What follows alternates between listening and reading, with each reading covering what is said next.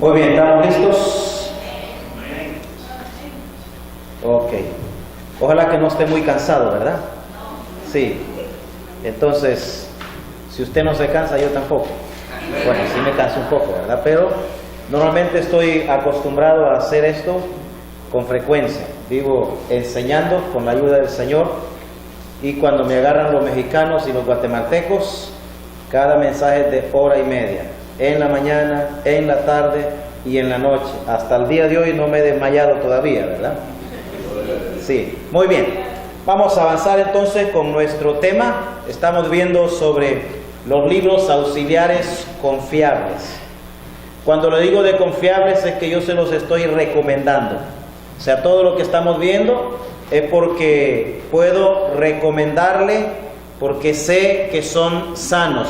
Y no le digo que son los únicos sanos. Quizá hayan otros más, pero no conozco muy bien. Como también existen algunos que son veneno, ¿verdad? Y hay que tener ese tipo de cuidado. Cuando hablamos de comentarios, estamos hablando de conclusiones a las cuales un estudioso de las Escrituras llega sobre un versículo o sobre una palabra. Pero hay que recordar que los comentarios, las concordancias, los diccionarios, todo eso es ayuda auxiliar. No es lo principal, no es lo más importante. Lo más importante por sobre todo es la Biblia. Entonces nunca ponga la Biblia por allá y luego se basa solo en comentarios o diccionarios o cosas por el estilo. Son auxilios que nosotros podemos utilizar para nuestra ayuda y nuestro crecimiento. Y hay que saber también a qué fuente va a ir usted para usar un diccionario, un comentario o algo por el estilo. Por eso estamos hablándole de cosas que yo puedo con confianza, por así decir, recomendarle. Pero siempre recuerden, todos estos libros y los otros que veremos no son libros que han sido inspirados por el Espíritu Santo. No, de ninguna manera. Pero sí es muy posible, evidente, de que el Espíritu Santo iluminó a estos hermanos. Una cosa es la inspiración del Espíritu Santo y otra cosa es la iluminación del Espíritu Santo. La inspiración del Espíritu Santo terminó con el libro de Apocalipsis. La inspiración. Inspiración significa el soplo de Dios. La iluminación del Espíritu Santo, esa es una obra presente, actual, continua del Espíritu Santo en la vida de nosotros los creyentes. Entonces, eso para tenerlo en cuenta. Muy bien, vamos ahora para ver en séptimo lugar otro libro auxiliar confiable que usted puede hacer uso para estudios un poquito más avanzados, ¿verdad? No es que usted va a tener maestría en teología, pero recuerde que entre más estudiamos las Escrituras, va a ser mejor. Entonces, tenemos entre ellos, por ejemplo, un atlas bíblico. Y quizá lo que podemos conocer es un atlas bíblico, una presentación, y esta es otra presentación del atlas bíblico portavoz. ¿Qué ayuda nos da un atlas? ¿O con qué tiene que ver? ¿Cuál es el fuerte, por así decir, de un atlas? Pues tiene que ver con geografía, tiene que ver con mapas. Y es muy importante que el estudiante de la Biblia sepa algo de geografía, y para ello va a necesitar un atlas bíblico. A veces nosotros repetimos lo que escuchamos, pero no estamos realmente seguros de que esto es correcto. Hace algunos años atrás escuché a un hermano predicando, él predica, bueno, hace muchos años, pero él estaba hablando de cuestión geográfica, y él dijo que Nazaret era como el basurero de Jerusalén. Nazaret como el basurero de Jerusalén. Lo escuché la primera vez, dije yo, tal vez se confundió, ¿verdad? Allá con el tiempo otra vez, dando el mismo mensaje en otro lugar, volvió a lo mismo. Nazaret, el basurero de Jerusalén. Dije yo, óigame, pero iban tan largo a botar la basura. Porque lo primero que usted tiene que ver es dónde está ubicado el lugar. Nazaret está en el norte del país y Jerusalén está en el sur del país de Israel. Pero él no se había percatado de eso. Entonces yo hablé con él, ¿verdad? Para hacerle ver, que me lo explicara. Entonces él creía que estaba ahí al otro ladito. Y cuando le muestro en el mapa, se da cuenta de que no era así. Entonces el atlas bíblico es muy importante. Es más, por ejemplo, cuando usted va a hablar de cuestiones proféticas, si va a hablar, por ejemplo, del lugar del nacimiento físico del Señor Jesucristo, tiene que darse cuenta que hubo una época en la historia, en el país de Israel, en donde existían dos lugares con el mismo nombre. Y es por esa razón que el Espíritu Santo usa la frase Belén Efrata. Porque en la misma época, en el norte de Israel, cerca de Capernaum, o cerca de Nazaret, ahí había otra comunidad llamada Belén. Y eso lo descubre usted cuando va a ver un mapa en un atlas bíblico. No recuerdo la época exactamente, pero ahí va a encontrar en ese mismo mapa Belén, Efrata y la otra Belén en el norte del país. Entonces es muy importante que cuando de repente vamos a hablar de cuestiones geográficas, nosotros nos auxiliemos, si la Biblia que tenemos no tiene muchos mapas, pues que acudamos a un atlas bíblico, porque nos da las explicaciones y todo lo demás, las épocas por las cuales pasó Israel, porque eso es muy importante. Israel no siempre tuvo todo el territorio que Dios le dio. Habían ocasiones en las que el territorio se extendía, pero había ocasiones en las que el territorio era reducido. Eso dependía de quién ganaba la guerra. Entonces, según el que ganaba la guerra, sí extendía su territorio. Y eso es muy básico. Entonces ya son asuntos que son importantes, que debemos saberlo. La geografía bíblica es muy importante en el estudio de muchas porciones de las Escrituras. Entonces, eso es la utilidad que encontramos en un atlas bíblico. Pero tenemos también diccionario expositivo de Vine. Diccionario expositivo de Vine. ¿Qué utilidad nos da este diccionario? Bueno, cuando lo tradujeron al español, lo tradujeron en 4 tomos y lo hicieron en base al abecedario, ¿verdad? En esos años yo adquirí este diccionario expositivo de Vine y eran 4 libros para tenerlo completo, ¿verdad? Pero después ya lo hicieron en uno solo y es el que tenemos allí, ¿verdad? Diccionario expositivo de Vine. Y también está, digamos, tanto de lo que es el Antiguo Testamento como también lo que es el Nuevo Testamento. Hay importante ayuda en este hecho. Ahora, ¿qué ventaja tenemos con el hecho de aprender a usar este tipo de herramienta? Este diccionario expositivo de Vine es una ayuda muy fundamental cuando usted va a hacer un estudio sistemático de un libro. ¿Por qué razón? En el castellano nosotros usamos una palabra y la aplicamos a diferentes cosas, pero en el griego normalmente depende a lo cual se refiera, así es la manera de escribirlo. Por ejemplo, usted va a buscar la palabra anciano. En nuestro castellano no determina si se refiere a alguien mayor de edad o si se refiere a alguien que tiene experiencia en la vida cristiana o una responsabilidad en la iglesia. Anciano es anciano, o sea, para cualquiera de las cosas que se refiera es anciano. Sin embargo, cuando usted va al griego, se va a dar cuenta que una es la manera de escribirse la palabra en el griego cuando se refiere a anciano de edad, a anciano de madurez o anciano de experiencia o de responsabilidad. Para cada uno de ellos es diferente. Si va a ver, por ejemplo, la palabra llamar o el verbo llamar, va a encontrar en el griego que hay por lo menos 10 o 12 diferentes maneras de escribir la palabra, dependiendo a qué se esté refiriendo. En el español, llamar para cualquier cosa que sea, la palabra es la misma. Sin embargo, en el griego hace la diferencia. Llamar por nombre se escribe de una manera. Llamar por el sobrenombre o el apodo se escribe de otra manera. Llamar en voz alta se escribe de una manera. Llamar en voz baja se escribe de otra manera. llamarle la atención a alguien se escribe de otra manera. Llamarse la atención a uno mismo se escribe de otra manera. Llamar a alguien por señas se escribe de otra manera, dependiendo a qué se refiera. Entonces uno, cuando va a esta herramienta, puede decir, bueno, aquí esta palabra significa tal cosa. O allá esta palabra, que es la misma en español, pero en el original tiene diferentes sentidos, significa tal cosa. Y es por esa razón que es muy importante aprender a usar este tipo de herramientas, y uno así tiene, por así decir, un acercamiento a lo que son los idiomas originales de la escritura. Entonces, y claro, tenemos que aprender a usarlo, ¿verdad? Y está, digamos, el complemento de lo que es el diccionario de Vine, que es la concordancia greco-española, que vamos a hablar un poquito más adelante sobre esta concordancia.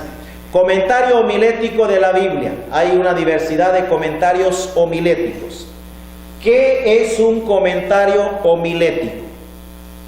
Pues es toda la escritura o toda la Biblia ya en bosquejos, ya bosquejada. Y estas son algunas de las presentaciones que tenemos. El que está, bueno, que no se puede ver muy bien, pero es color azul. Ese son un total de 12 tomos de toda la Biblia, en donde va desde el primero hasta el último. Ya tiene los bosquejos allí hechos, que son, digamos, muy buenos. Pero luego después pusieron todos los 13 tomos en un solo, ¿verdad? Entonces ya lo podemos tener de esa manera. Ese es un comentario homilético de la Biblia. Toda la Biblia ya bosquejada. Claro está, hay un detalle bien importante. Uno puede usar este tipo de herramientas para darnos ideas, para orientarnos.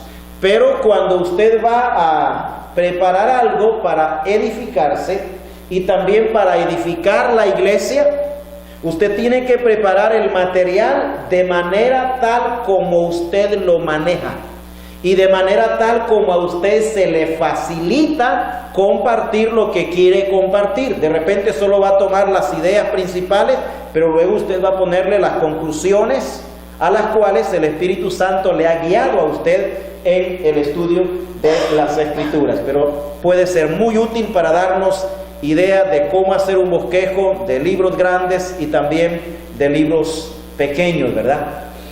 También la concordancia greco-española. Este es el complemento del diccionario de Vine. ¿Qué hace o qué ayuda nos da esa concordancia? El diccionario de Vine nos explica qué significan las palabras y nos da los diferentes usos que se le dan a esa palabra. Eso hace el diccionario de Vine. Pero no tiene todas las palabras de la Biblia.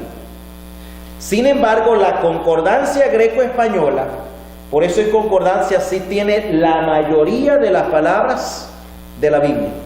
¿Y qué sucede? La concordancia tiene, por así decir, número, tiene un índice al principio y luego tiene después lo que es en sí el contenido de la concordancia, y le da un número. Luego usted va a ese número, encuentra la palabra, y esa concordancia le dice en dónde, en qué libros, capítulos y versículos encuentra esa palabra.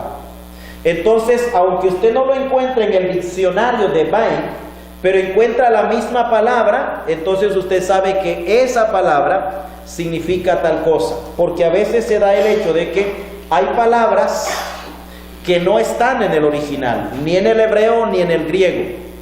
En el momento de la traducción no existía ninguna palabra en el castellano o a veces en el inglés que abarcara todo el significado del original.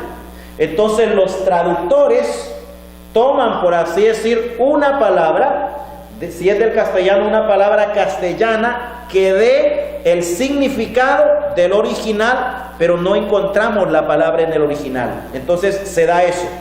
Y lo descubrimos cuando usamos el de Vine y usamos la concordancia greco-española. Si no tenemos la concordancia greco-española, a veces estamos tratando de averiguar y todo lo demás y cuesta un poco llegar a esa conclusión. Pero hay palabras en la Escritura que en el idioma original no existen, pero que los traductores la toman para que una vez traducida la idea sea exacta, lo más exactamente posible a lo que es el original. Entonces, si podemos tener las dos, excelente, ¿verdad? Si no lo puede tener en físico, pues esto también está en digital. Muy bien. Hermenéutica bíblica. Esta tampoco es enfermedad, ¿verdad? La hermenéutica bíblica tiene que ver con la interpretación, y tenemos una de las bastante accesibles y más comprensibles, es la de este hermano José Martínez. Es muy excelente lo que él enseña, es una, bueno, podríamos decir una autoridad en esa materia, en esa rama. La hermenéutica bíblica tiene que ver con normas o con principios para interpretar las Sagradas Escrituras, y está lo que se le considera como la hermenéutica especial y la hermenéutica general.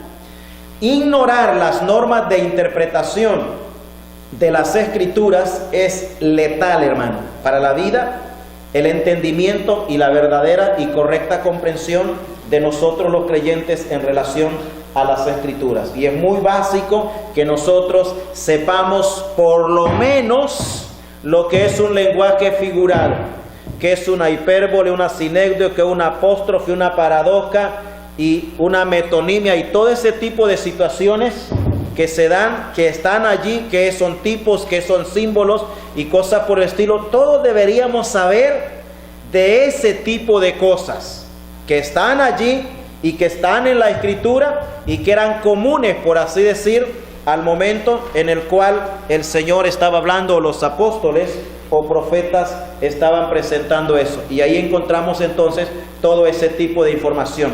Es muy bonito eso, porque usted descubre la riqueza que hay de ese lenguaje y cómo ellos lo entendían, y por qué razón aquellas cosas que ahora se tornan ofensivas para nosotros, para ellos no eran nada de ofensivos, porque eran muchas veces, proverbios hebreos o proverbios griegos que se utilizaban y cosas por el estilo. Entonces es muy básico saber algo acerca de lo que es la hermenéutica, especialmente para interpretar las Escrituras.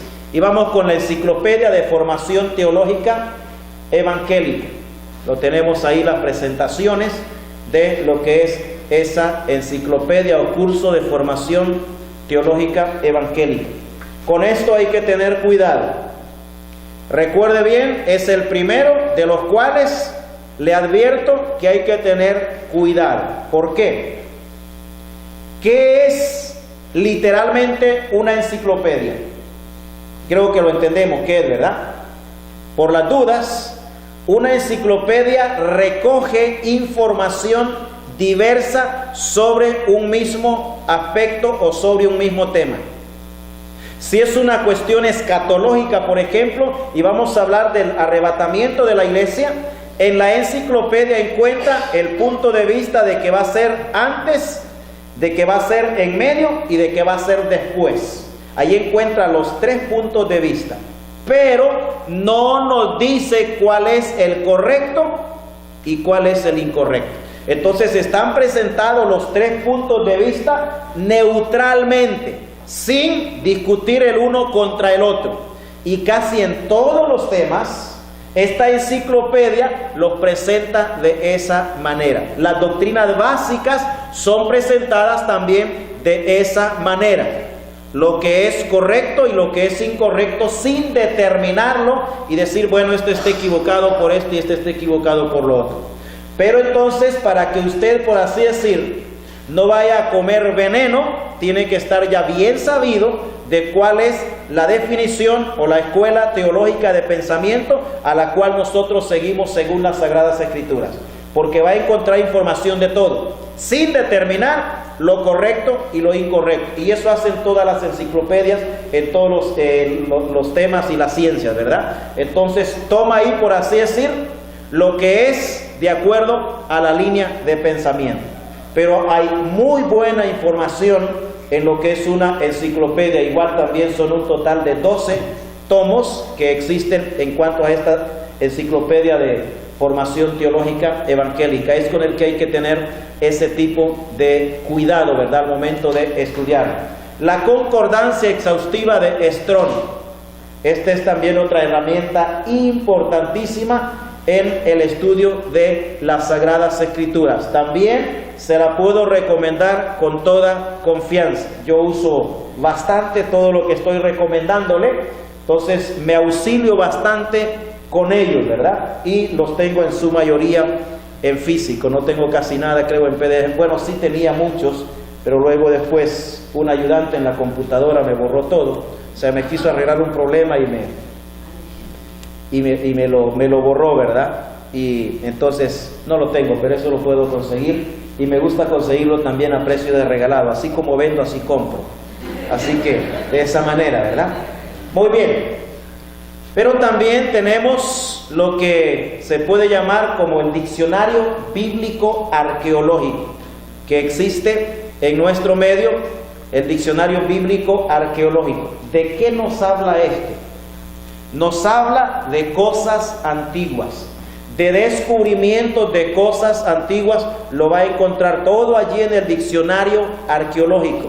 Y es muy importante que nosotros sepamos de ese tipo de cosas. Cada vez que usted va a un pasaje de la Escritura, es muy elemental que se auxilie con estas herramientas, porque eso va a ayudarle a un mejor entendimiento y comprensión de la porción de las Sagradas Escrituras en la cual usted está tratando de estudiar y de aprender algo. Nos ayuda mucho este diccionario arqueológico.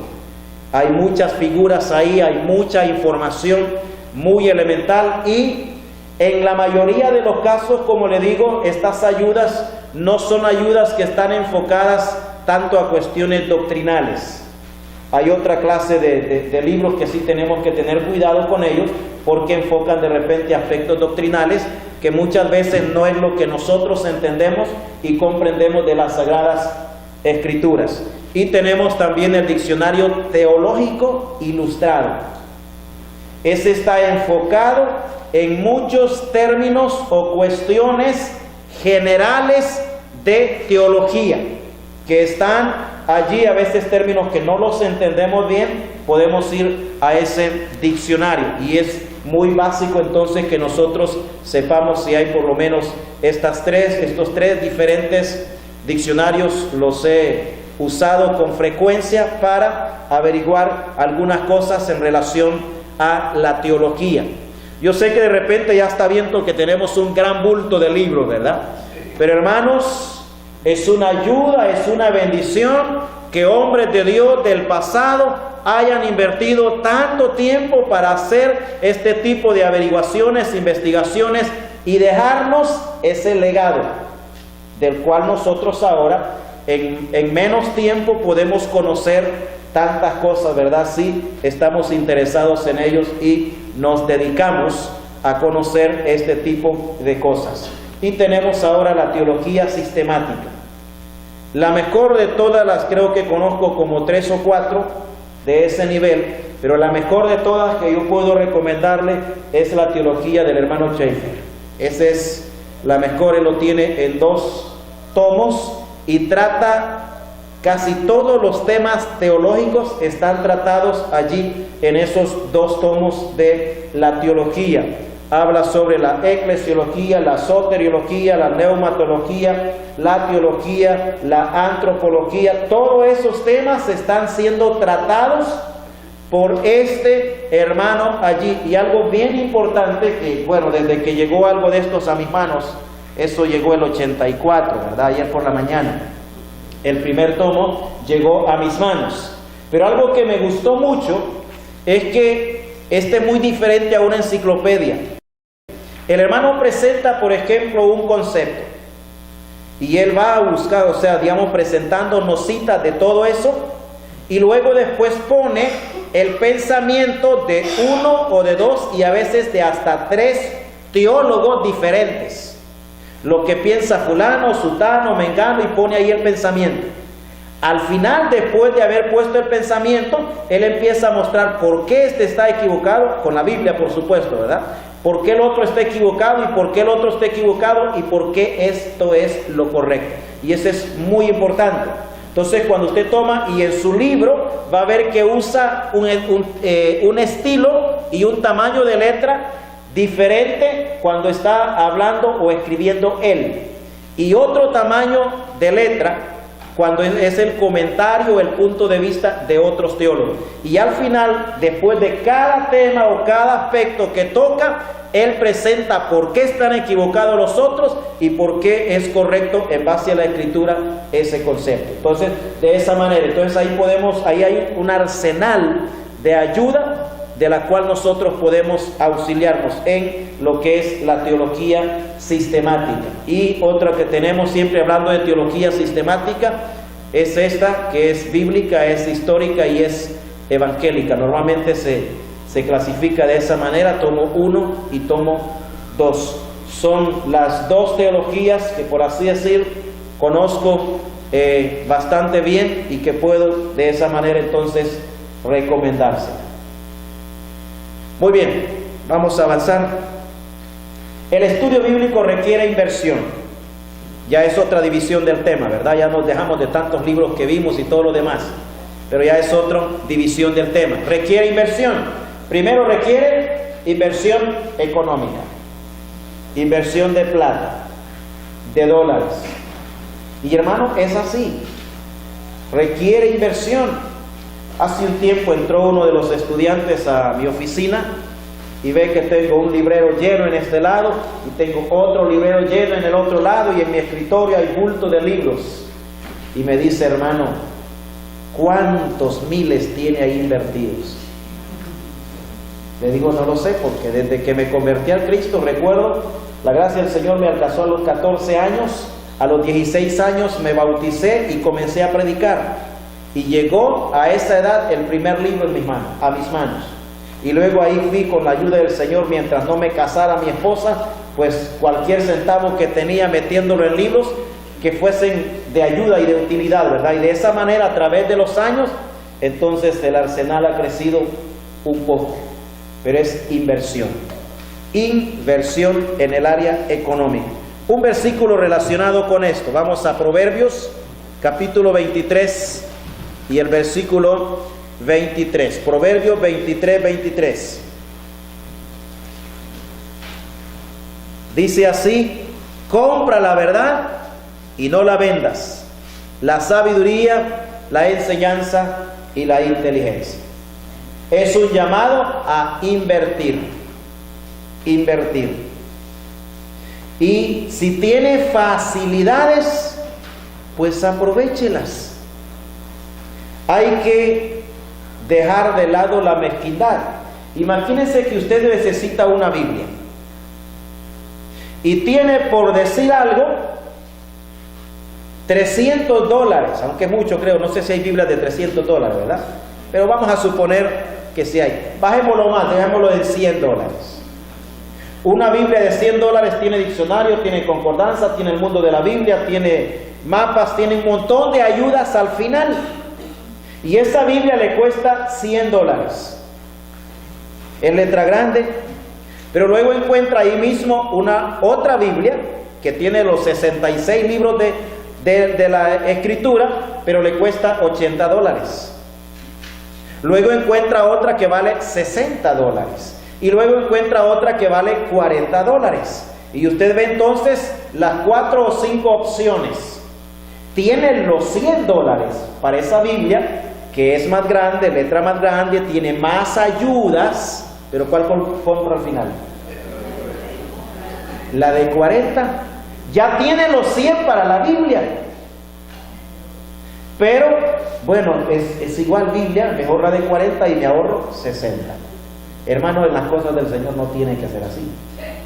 Porque no va a tener la misma ayuda una Biblia que le cuesta $40 que una Biblia que le cuesta $100. Y usted tiene los $100 para eso, para la Biblia. Inversión económica. No importa de repente cuánto tenga que pagar por algo, pero poco a poco lo puede ir usted comprando. Recuerdo cuando quise adquirir el diccionario de Bain. eran, bueno, en aquel tiempo era bastante caro, no podía comprar los 4, pero primero pedí uno, después pedí el otro. El caso es que en año y medio adquirí los 4, y en ese tiempo creo que tal vez andaba alrededor de, ¿qué? Como 6 o 7 dólares cada uno. O sea, era, digamos, comparación con hoy, era barato, pero en aquel tiempo costaba mucho hacer o ver esa plata, ¿verdad? Pero de uno a uno hasta poder adquirirlo. Hermano y hermana, no le dé dolor o lástima invertir. El estudio bíblico requiere inversión, porque requiere de herramientas para ayudarnos a nosotros en tener este tipo de comprensión. Pero también inversión económica, por ejemplo, para comprar una buena Biblia, lo que estaba diciendo, que tenga ayudas. También para comprar libros auxiliares. Libros auxiliares. Bueno, ahora tenemos la gran ventaja de que muchas de estas cosas existen de manera digital y muchas veces gratis. Pero no estamos aprovechando al máximo ese tipo de herramientas. De repente a las personas mayores nos cuesta un poco más hacer uso de la tecnología, ¿verdad? Pero el joven que tiene la capacidad, la habilidad, la instrucción para formarse y educarse y hacer todo eso, puede tener una gran bendición cuando lo usa de esa manera. Para comprar material didáctico, para la enseñanza, ¿verdad? Cualquier cosa que le va a servir como un medio para la enseñanza, una computadora, un proyector, o colores, marcadores, papel, pizarra, lo que sea, todo eso tiene que ver con material didáctico para la presentación o para el estudio de la palabra de Dios. Inversión económica para adquirir material didáctico, para asistir, por ejemplo, a recibir estudios. Tiene que haber una disposición de inversión de tiempo, inversión de recursos, sacrificio que hay que hacer muchas veces para poder de esa manera crecer espiritualmente. Vamos a Proverbios capítulo 1, versículo 5 y luego capítulo 9, verso 9. 1:5 de Proverbios. Dice así: oirá el sabio y aumentará el saber, y el entendido adquirirá consejo. Va a oír, dice, ¿y qué va a pasar con él? Aumentar, crecer, adquirir mayor sabiduría. Capítulo 9 y el versículo 9. Da al sabio y será más sabio, enseña al justo y aumentará su saber.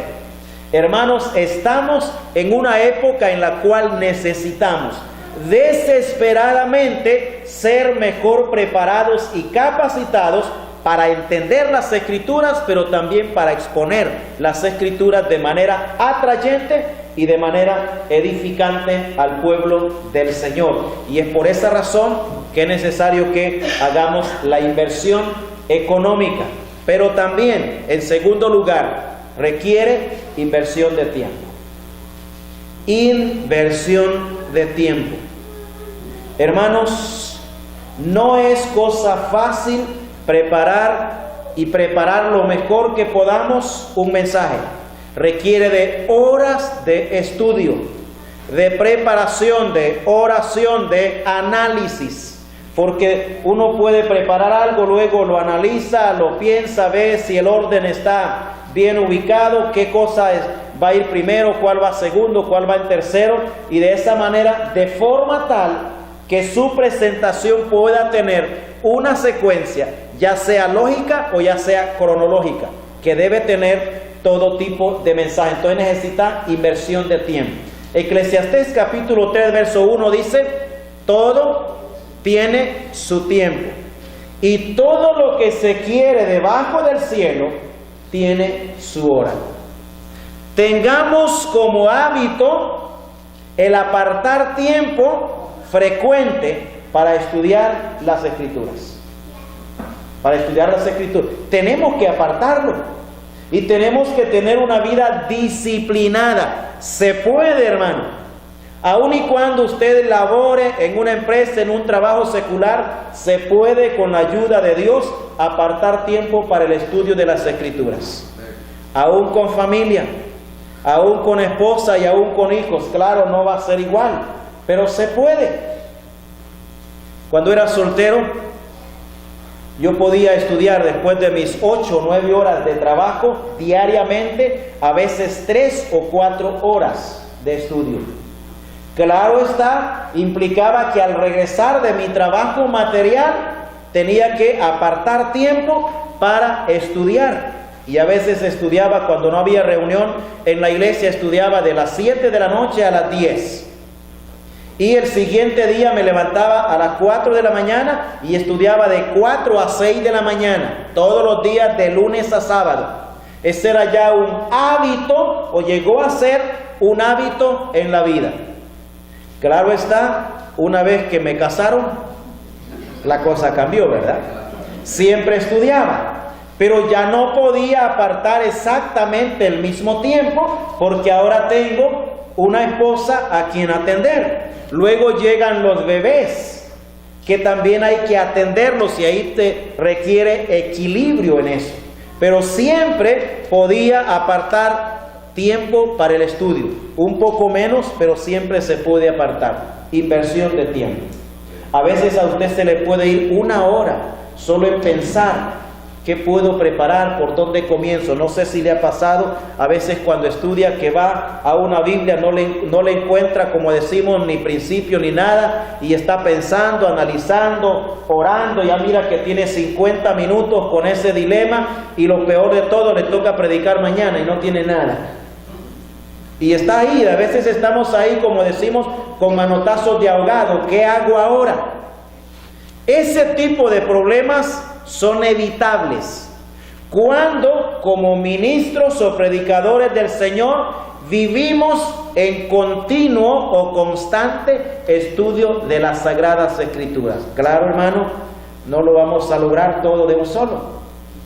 No lo vamos a lograr. Son años de vida y de costumbre y de hábito del estudio de la palabra de Dios los que hacen que de repente a nosotros se nos facilite un poco más la preparación del estudio. Pero es inversión de tiempo para la oración.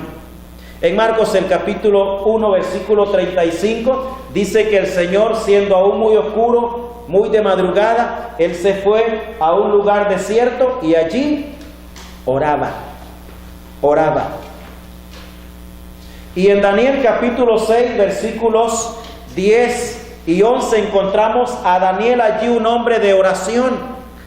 A pesar de que el edicto ya se había firmado que cualquiera que orase a Dios en lugar de orar al emperador tendría que ser castigado.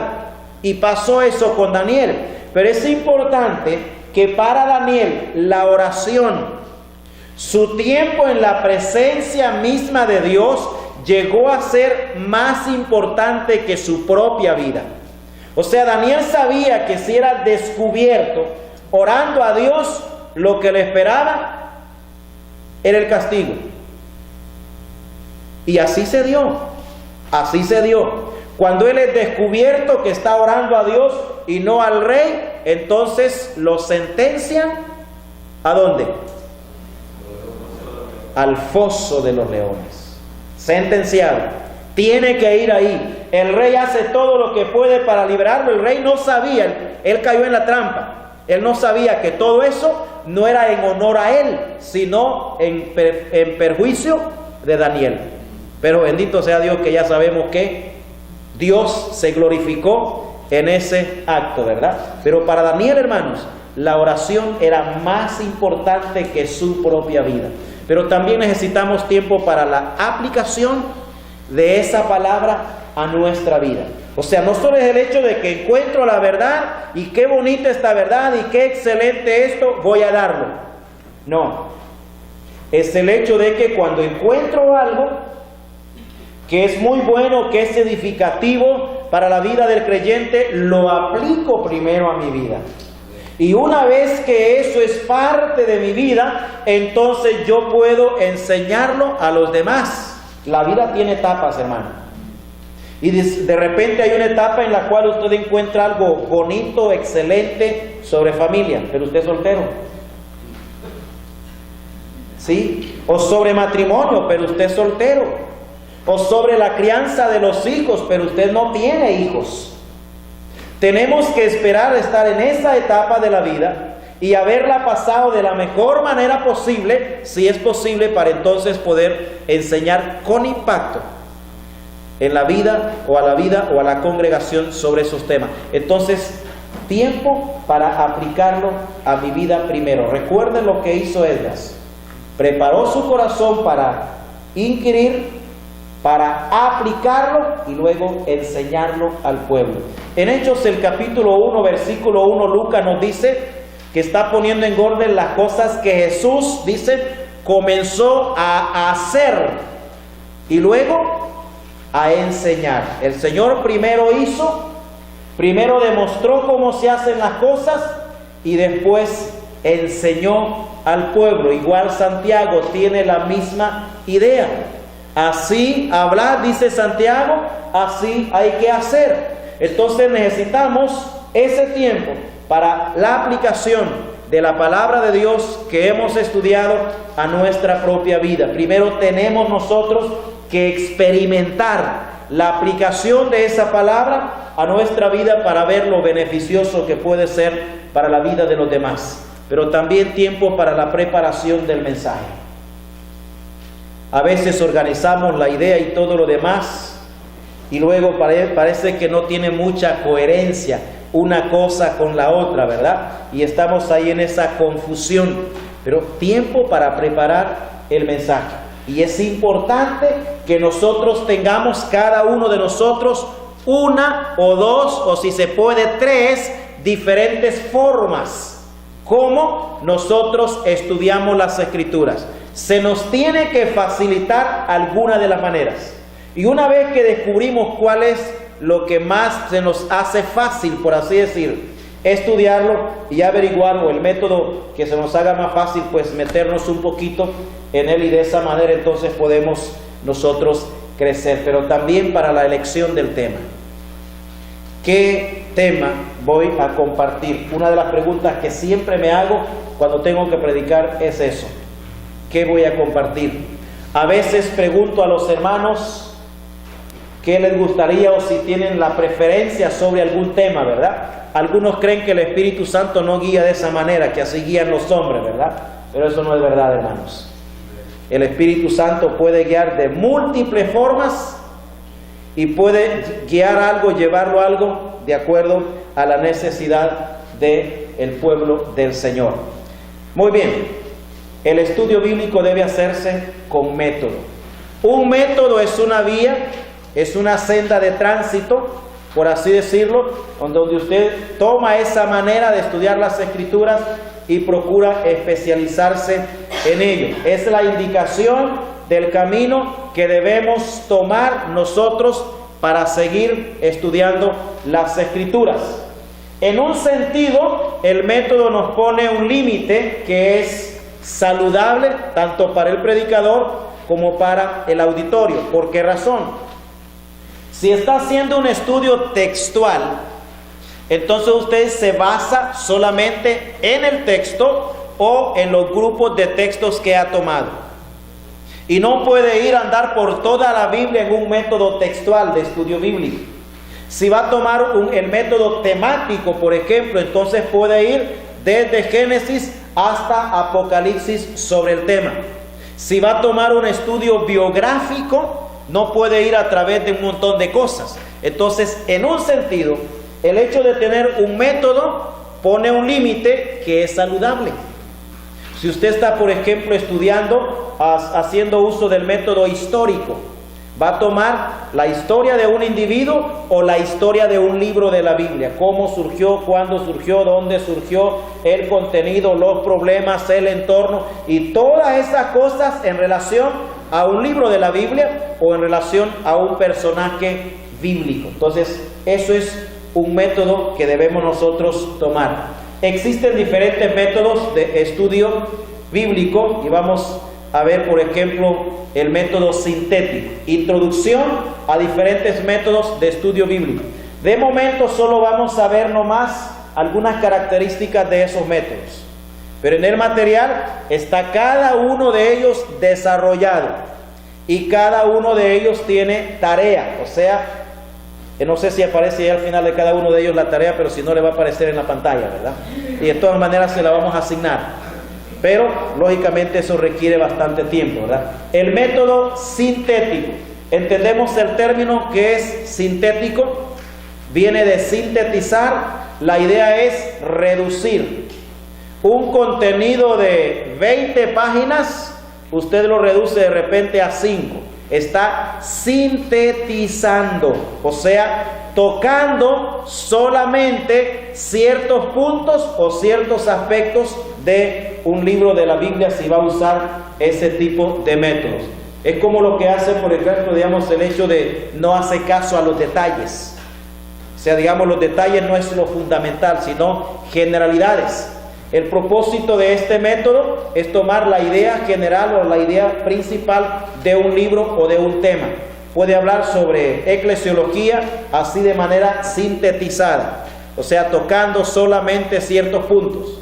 Pero puede hablar de eclesiología profundizando ya de manera temática, en donde procura descubrir y estudiar todo lo que hay en torno a lo que es la eclesiología, o sea, el estudio sobre la iglesia. Eclesia es el término griego para referirse a iglesia y significa llamados afuera con un propósito. Entonces usted puede estudiar o sintéticamente lo que es el tema de la eclesiología o profundizar un poco más. Pero también este método es semejante a lo que hacen los exploradores, por ejemplo, en una montaña, ¿verdad? Para tener una vista panorámica del lugar, el ambiente donde ellos se encuentran. El método se desarrolla en base a varias lecturas del pasaje. Una vista panorámica le ayuda a conocer generalmente el lugar. Pero cuando usted, digamos, se induce más, que es el siguiente método, es el método inductivo, en donde va a detalles, entonces ya estamos hablando de un conocimiento mayor. Por ejemplo, hablando de lo sintético, sintetizado, por así decir, ¿usted conoce este lugar? ¿Sí o no? Sí lo conoce. Puede darme el número de calle y el número que le han adquirido a este edificio y dice, sí, yo conozco la iglesia en Providence. Yo puedo decir también que la conozco. Sí, ¿verdad? ¿Cuántas bancas hay aquí? Espéreme, tengo que contarlas porque no sé cuántas hay. Eso ya no es sintético, eso ya es inductivo. O sea, ya vamos más a fondo para ver cuántas bancas hay, cuánto mide cada banca, qué altura tiene y todo lo demás, cuánto pesa, cuántos clavos tiene cada banca. Ya eso es inducción, o sea, profundizamos en los detalles. Pero a usted le preguntan, ¿conoce la iglesia en Providence? Usted dice, sí, la conozco y conozco a los hermanos. Conozco al hermano Elvis, conozco al hermano Manuel y sus esposas y todos los demás. Entonces, cuando vamos a la Biblia, podemos hacer uso del método sintético, o sea, sintetizamos o reducimos o generalizamos sobre un libro o sobre la vida de una persona. Pero cuando queremos ir más a fondo, entonces tenemos que usar otro método que es el método inductivo. Entramos más a fondo entonces y es un método de estudio por descubrimiento. Procuramos descubrir entonces qué es lo que tenemos allí. Es como bajarse de la montaña para ver los detalles, ¿verdad? Para ver la cuestión del clima, la cuestión de los árboles, todo lo que es la orografía del lugar en el cual usted se encuentra y empieza a enfocarse en cuestiones de detalles. Podemos estudiar la Biblia también de esa manera, de forma inductiva, procurando profundizar en las cosas que tenemos ahí que queremos presentar. Y este método se desarrolla en base a 3 pasos fundamentales, pasos sencillos, fáciles de recordar, aunque no es del todo fácil ya el desarrollarlo. Pero el primer paso es la observación en el método inductivo. El segundo paso es la interpretación y el tercer paso es la aplicación. En base a esos tres pasos se hace un estudio inductivo de cualquier libro de la Biblia. Y cada uno de ellos pues tiene su parte importante. Primero, observa. ¿Qué quiere decir este pasaje? Y cuando lo dice, realmente qué es lo que quiere decir. Una cosa bien importante, hermanos, en este aspecto, es que no solamente es el hecho de que la Biblia diga algo sobre un asunto, sino también más allá de eso, es el hecho de qué quiere decir la Biblia cuando lo dice. No solo el hecho de que diga algo, sino qué quiere decir cuando lo dice.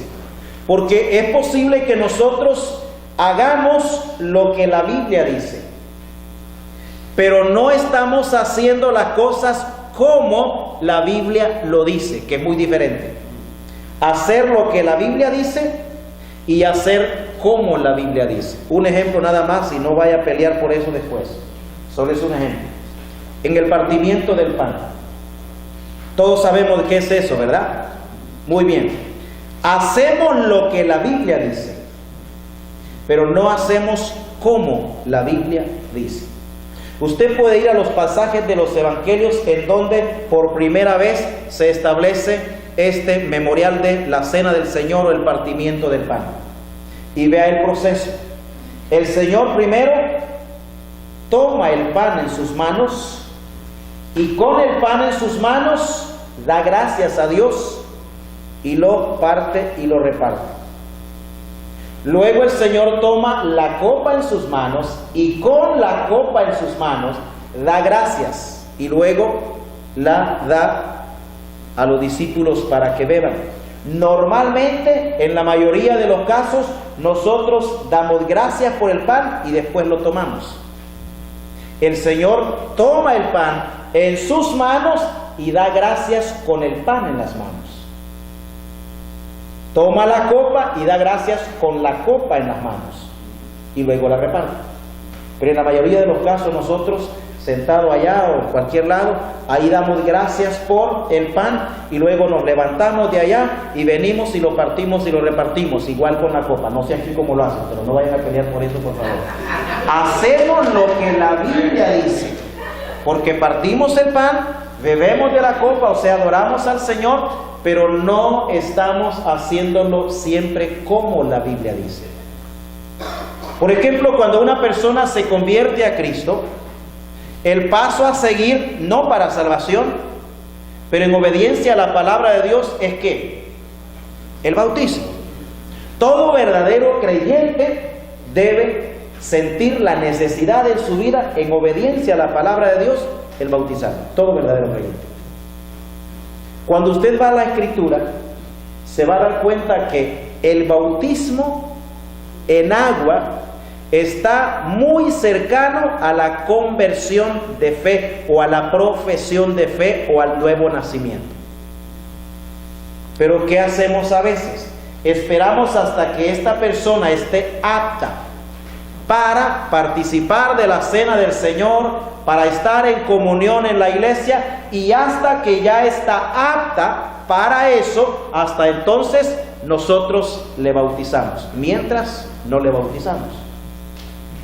Parte el pan, pasa la comunión, o sea, es bautizado, pasa la comunión y todo lo demás, y entra en la vida activa de la iglesia.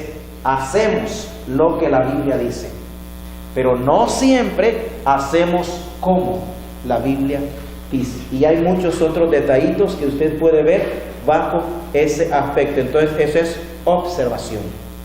¿Qué veo aquí en el pasaje? ¿Qué dice la Biblia sobre esto? ¿Y qué quiere decir cuando lo dice? Porque hay términos en la Escritura que se utilizan con todo el sentido y el peso de la palabra. Pero hay términos en la Escritura que se usan en sentido limitado. que literalmente lo leemos, pero cuando vemos el contexto o un pasaje paralelo, nos damos cuenta que esa frase está usada no en sentido literal, sino en sentido limitado. Muy bien, creo que el tiempo se ha ido ya. Y antes que se duerma por el hambre, entonces vamos a detenernos aquí y vamos a orar.